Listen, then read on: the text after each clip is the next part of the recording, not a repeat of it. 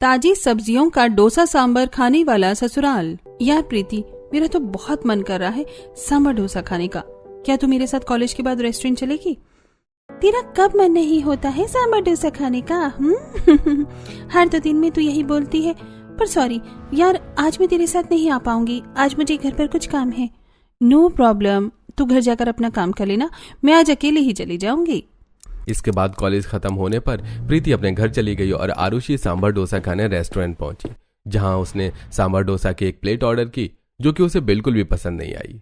ये लोग तो सिर्फ लोगों को लूटने में लगे हुए हैं। सूंघकर ही पता चल रहा है कि सांभर बासी है और कितना पतला बना हुआ है, या इसमें सब्जी तो है ही नहीं।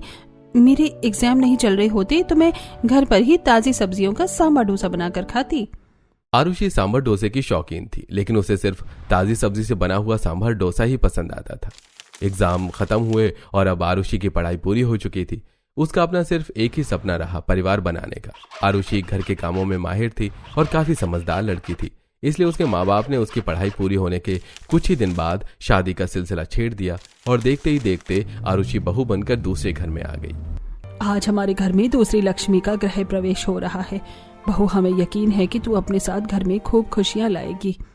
आरुषि ने मंगल कलश को गिराकर घर में प्रवेश किया। इसके बाद उसकी नंद मीरा ने उसे उसका कमरा दिखाया और शादी के घर में सब थके हुए थे, इसलिए सभी जल्दी सो गए।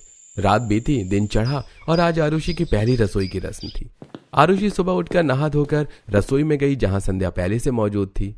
बहू, आज तेरी पहली रसोई की रस्म है। आज तो हमें क्या बनाकर खिलाने वाली है, इसका इंतजाम मैंने कर दिया है। मैं तुझे बता दूं कि हम सब सब्जियों के शौकीन हैं, इसलिए मैंने आज बहुत सारी सब्जियां मंगाई हैं। जरूरत का सामान यहाँ मौजूद है, अगर किसी चीज की जरूरत पड़े तो मुझे बताना। इतना कहकर संध्या वहां से चली गई। आरुषि ने देखा कि किचन में हरी भरी ताजी सब्जियां रखी हुई थी। अरे वाह, कितनी ताजी सब्जियां हैं। ऐसी सब्जी को तो मैंने दुकानों में कभी नहीं देखी। ऐसा लग रहा है जैसे अभी खेत से तोड़कर लाई गई हूँ।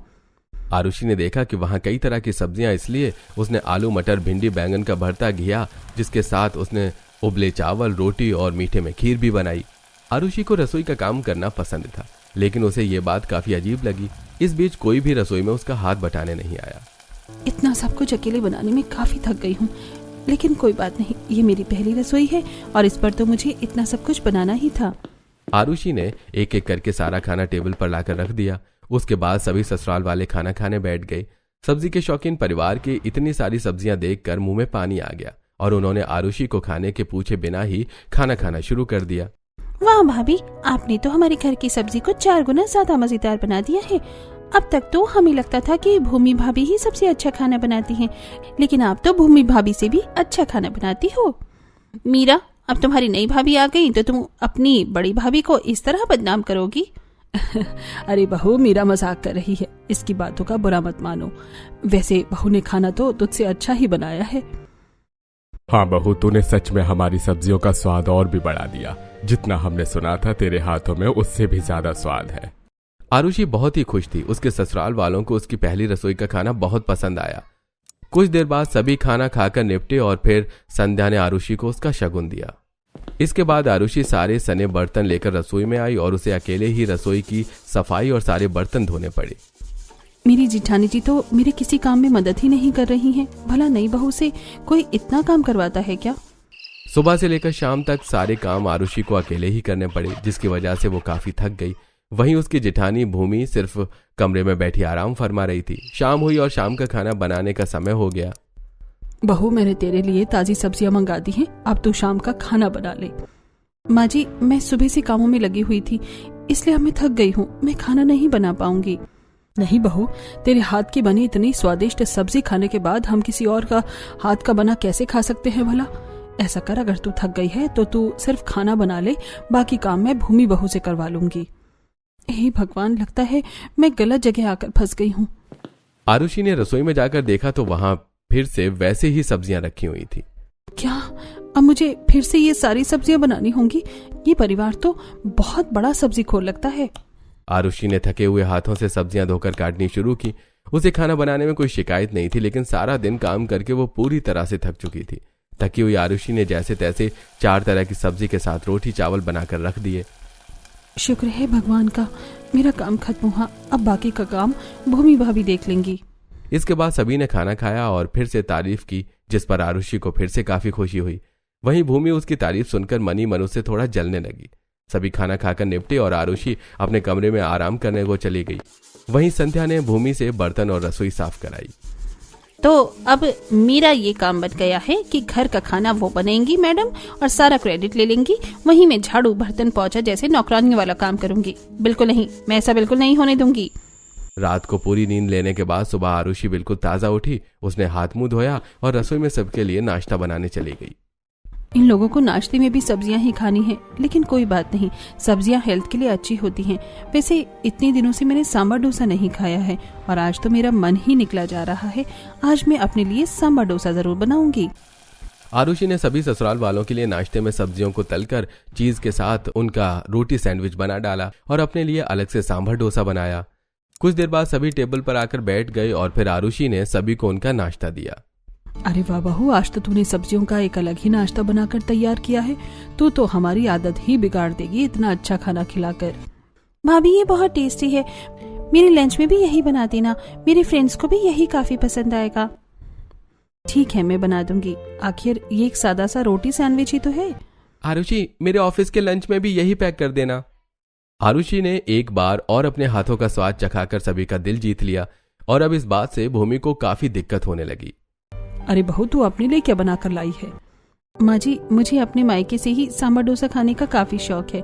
आज मेरा बहुत मन किया, इसलिए मैंने अपने लिए सांभर डोसा बना लिया, लेकिन मैंने इसमें अलग सब्जियां डाली हैं। लीजिए, आप भी चख के देखिए। इसी तरह सबने थोड़ा थोड़ा सांभर डोसा चखा तो सभी को उसका स्वाद बहुत पसंद आया। बहू, ये तो सच में काफी स्वादिष्ट है। बाहर ऐसा सांभर डोसा नहीं मिलता और तूने सब्जी तो बड़े ही कमाल की बनाई है। अभी तक हम सब्जी से सिर्फ चावल, रोटी और पूरी ही खाते आ रहे थे, लेकिन डोसे से सब्जी तो गजब ही ढा रही है। बहू, तू आज दोपहर के खाने में यही सांभर डोसा ही बनाना। मुझे खुशी है कि आपको भी सांभर डोसा पसंद आया। मैं आप सबके लिए दोपहर के खाने में जरूर सांभर डोसा बनाऊंगी। इसी तरह आरुषि के खाने की तारीफ होती रही। वहीं भूमि से ये सब बर्दाश्त नहीं किया जा रहा था। इसी शौक है ना अपनी तारीफों की पुल बंधवाने का। अब ये सारा काम यही करेगी, इसके बाद ही इसे अकल आएगी कि मेरा इस घर में क्या रोल है। भूमि ने यह तय कर लिया था कि वो अब से घर के किसी काम को हाथ नहीं लगाएगी, जिसके कारण इंतजार करते करते आरुषि को खुद ही बर्तन धोने पड़ गए। उसके बाद उसने घर की सफाई भी अकेले ही की, यहाँ तक कि उसे अकेले ही कपड़े भी धोने पड़े। शाम को संध्या आरुषि को अपने साथ अपने खेत दिखाने लेकर गई। ये देखो बहू, तुम सोच रही होगी कि हमारे घर में इतनी सारी सब्जियां कहाँ से आ रही हैं। जैसा कि तुम्हें पता है कि हम सब सब्जियों के आदी हैं, इसलिए हमने अपने खुद के सब्जी के खेत बनाए और हम सिर्फ अपने खेतों की ही ताजी और अच्छी सब्जी खाते हैं। आरुषि ने देखा कि खेत में बहुत तरह की ताजी सब्जियां उग रही थी, जैसे आलू, मटर, टमाटर, गोभी, बैंगन, घिया, भिंडी, कद्दू जैसी और भी कई सब्जियां। आरुषि ये देखकर हैरान थी कि शहर में ही उसके ससुराल वालों ने कितने सारे खेत बनाए हुए थे। वाह माँ जी, आपका खेत तो बड़ा ही सुंदर है और कितनी अच्छी सब्जियां उग रही हैं इसमें। आप तो सच में सब्जी खाना अच्छे से जानते हैं। बहू, अभी तक तो मैं जैसे तैसे खेत में तुम्हारे लिए सब्जी मंगा कर रख रही थी, लेकिन अब से तुम खुद ही यहाँ से रोज सब्जी लेने आओगी और इसीलिए ही मैंने तुम्हें ये खेत दिखाया है। लेकिन माँ जी, ये खेत तो घर से बहुत दूर है और मुझे रोज यहाँ सब्जी लेने आना पड़ेगा और मैं इतनी सारी सब्जी अकेले कैसे लेकर जाऊंगी? बहू किस सोच में पड़ गई? ऐसे बोल रही थी कि तुम्हारे आने से पहले भूमि बहू यहाँ रोज सब्जी लेने आती थी, लेकिन अब से ये तुम्हारा काम है और मुझे पता है कि तुम ये आसानी से कर लोगी। जिसके बाद संध्या और आरुषि ने मिलकर दोपहर के खाने गए, कुछ सब्जियां ली और उन्हें लेकर घर वापस लौटी। घर आकर आरुषि ने सबके लिए उन ताजी सब्जियों का सांभर डोसा बनाकर तैयार किया। हे भगवान, आज से पहले मेरे इतने सारे डोसे कभी नहीं बनाए और इसके बाद मुझे बाकी काम भी करना है। मुझे शक्ति दे भगवान। सभी ने आरुषि के हाथों से बना सांभर डोसा बड़े शौक से खाया और तारीफ की, जिस पर आरुषि खुश हो गई। लेकिन वो अब उस पर आने वाली नई मुसीबत से बिल्कुल अनजान थी। शाम में भी सभी परिवार वालों ने सांभर डोसे की डिमांड रख दी, लेकिन इस बार अलग अलग सब्जी के साथ। लेकिन माँ जी, आप सभी ने दोपहर में तो डोसा खाया ही था। अरे बहू, तूने वो बनाया ही इतना अच्छा था कि उससे मन ही नहीं भरा था। चावल और रोटी तो फिर भी बनती रहती है, आज उन्हें छोड़कर डोसा ही बना दे। ठीक है माँ जी, मैं बना दूंगी। भाभी, मेरे लिए डोसे के साथ भिंडी की सब्जी बनाइएगा और आरुषि मेरे लिए गोभी मटर की सब्जी और बहू मेरे लिए आलू का भरता, लहसुन की चटनी और मटर पनीर की सब्जी। अब इसे पता चलेगा कि मेरे इस घर में क्या जगह थी। आरुषि का इतनी सारी सब्जियां बनाने को सोचकर ये दिल घबरा रहा था। वो भारी कदमों से रसोई में गई। उसने एक गहरी सांस ली और फिर रसोई के काम में लग गई। उसने सारी सब्जियां धोकर काटी और फिर उन्हें अलग अलग पकाया, जिसमें उसे काफी समय लग गया। इसके बाद उसने डोसे का बैटर तैयार किया और फिर तवा पर डोसा बनाया और खाना बनाने में ही उसे 3 घंटे लग गए। बहू, ये कौन सा समय है खाना खिलाने का? रात के 10 बज रहे हैं। कामों को जल्दी करना सीखो।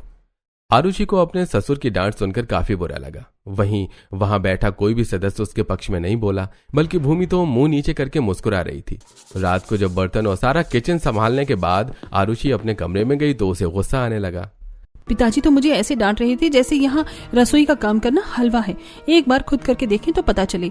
एक एक हड्डी जवाब देने लगी है और ऊपर से मेरे लिए कोई बोला भी नहीं। सबके मुंह पर ताले लग गए थे। इसी तरह आरुषि अब इस सबसे परेशान होने लगी थी, क्योंकि समय के साथ घर के काम बढ़ते जा रहे थे और ससुराल वालों की खाने की डिमांड भी। अब रोज आरुषि सुबह उठकर खेत से ताजी सब्जी लानी पड़ती। मैं यहाँ तक तो रिक्शा में बैठकर आ गई, लेकिन अब मुझे यहाँ से कोई रिक्शा नहीं मिलेगा। सब तरफ सिर्फ खेत हैं। अब यहाँ से मुझे पैदल ही जाना पड़ेगा। ऊपर से ये थैला इतना भारी है कि 100 तरह की सब्जी है इसमें, वो भी 3 समय की हैं। हे भगवान, क्या करूं? आसपास कोई नहीं था, लेकिन अपना मन हल्का करने के लिए आरुषि खुद से ही बातें करती हुई जा रही थी। एक लंबा रास्ता तय करने के बाद आरुषि घर वापस लौटी। भारी थैला पकड़ने की वजह से उसके हाथ भी सुन्न पड़ गए थे। उसने घड़ी में समय देखा तो सुबह के 7 बजे थे। अच्छा हुआ जी मैं जल्दी उठकर सब्जी ले आई, नहीं तो पिताजी फिर से उल्टी सीधी सुनाते। खुद को तो कुछ करना पड़ता नहीं, बस फसकड़ा मारकर पलंग पर बैठे रहते हैं। एक दिन अगर मेरी जगह लेकर देखें तो बदन की तोती बोल जाएगी। आरुषि अब सभी ससुराल वालों को ऐसे ही सुनाया करती। वो रोज एक जैसा इतना सारा खाना बनाकर और इतने सारे काम अकेले कर बहुत ज्यादा कमजोर हो गई थी, जिससे उसका स्वभाव चिड़चिड़ा हो गया था। आरुषि मुंह बनाकर सबके लिए नाश्ता बनाने को रसोई में गई। बहू, आज तो तू समय से पहले उठ गई। ऐसा कर, आज नाश्ते में चाय के साथ गर्मा गर्म सब्जी डोसा सैंडविच बना दे, मजा ही आ जाएगा। मन तो कर रहा है कि यहीं रसोई की खिड़की से कूदकर इन्हें मुंह दिखाकर भाग जाऊं। अब फिर कभी अपनी शक्ल न दिखाऊं, लेकिन मैं यहाँ पर फंस चुकी हूँ। संध्या ऑर्डर देकर चली गई और अब आरुषि को सभी के लिए सब्जी डोसा सैंडविच बनाना था। आरुषि ने फिर से इतनी सारी सब्जियों को धोकर काटा, जो कि अब उसे सबसे ज्यादा परेशान करता। मन तो कर रहा है कि इसी चाकू से एक एक का गला काट दूं। हे भगवान, मैं क्या बोल रही हूँ। इसी तरह आरुषि ने सभी को सब्जी डोसा सैंडविच बनाकर दिया, जो कि अलग अलग सब्जियों से बना हुआ था। सभी ने बड़ी खुशी से नाश्ता किया और अपने सने बर्तन छोड़कर टेबल पर सभी वहां से चले गए। नवाबजादों को हर चीज थाली में परोसी हुई चाहिए, लेकिन अपने सने बर्तन रसोई तक लेकर लाए नहीं जाते। मेरा बस चले तो मैं सारी बर्तन इनके सरों पर फोड़ डालूं। अब इसे पता चला कि इस घर में कितना काम करना पड़ता है, कैसे चिड़चिड़ा रही है। अच्छा है और काम कर, मेरा तो इसमें फायदा ही है। अब ससुराल वालों को इसी तरह डोसे के साथ अलग अलग तरह की फरमाइशें होती। अगर किसी दिन डोसा नहीं भी बनता, फिर भी आरुषि को बहुत सारी सब्जियां बनानी पड़ती। वो बर्तन धोकर रसोई में आ ही रही थी कि तभी भाभी, मेरी दोस्त मुझसे मिलने आ रही हैं। मैं उन्हें सब्जी डोसा खिलाना चाहती हूँ। प्लीज आप थोड़ा और डोसा बना दो। मीरा इतना कहकर वहां से चली गई। वहीं आरुषि के अंदर आंधियां उठ रही थी। मन तो कर रहा है कि एक ही बार में इस घर को बम से उड़ा दूं, सारी दिक्कत ही खत्म हो जाएगी। आरुषि बेचारी ऐसा बोलती, लेकिन फिर भी अकेले ही सारे काम करती और किसी एक काम से भी मना नहीं कर पाती थी। उसने मीरा की सहेलियों के लिए 2 डोसे और सब्जियां बनाई और फिर मीरा के कमरे में लेकर गई। ये लो, इसे एक बार में ही ठूस लो। वाह मीरा, तूने हमारे लिए सांभर डोसा बनवाया है, क्या बात है।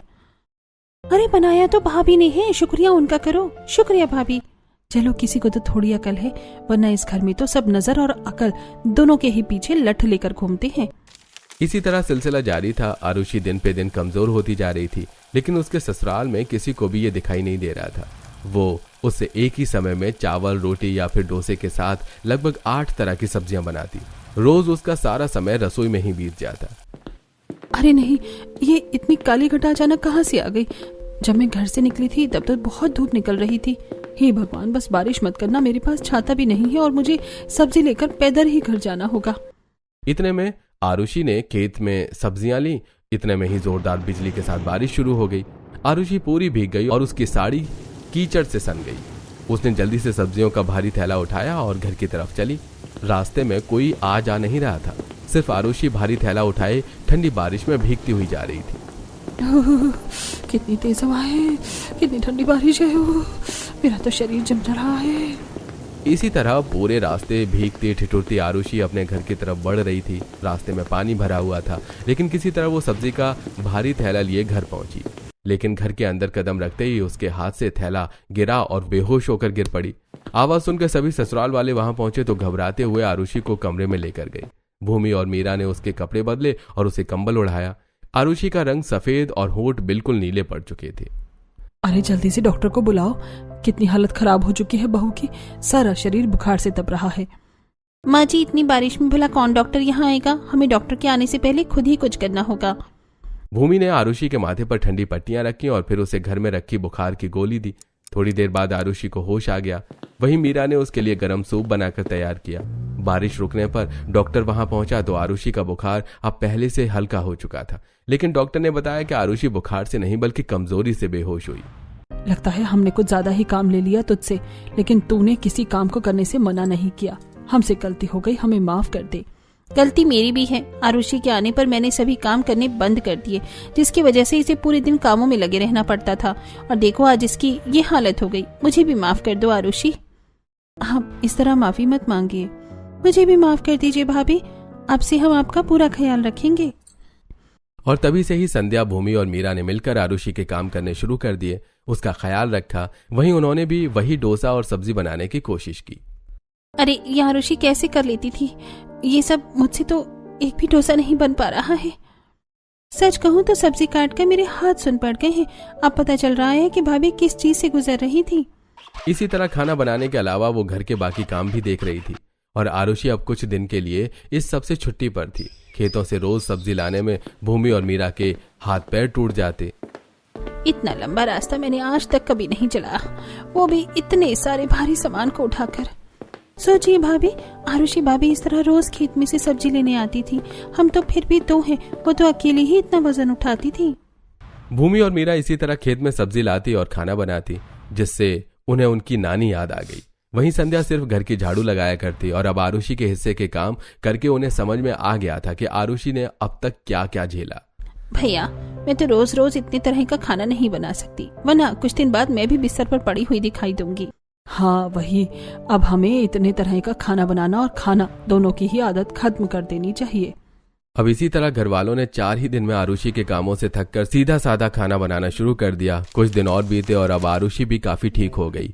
अब आरुषि और भूमि दोनों मिलकर खाना बनाया करती, जो कि बाकी घरों की तरह ही सादा खाना हुआ करता। लेकिन कभी कभी आरुषि उनकी इच्छानुसार कुछ अलग बना दिया करती। अब कोई भी घर में इतनी सारी सब्जी नहीं खाता। इसी तरह आरुषि ने उस परिवार को सब्जी और डोसे के अलावा भी बहुत कुछ खाना और बनाना सिखा दिया।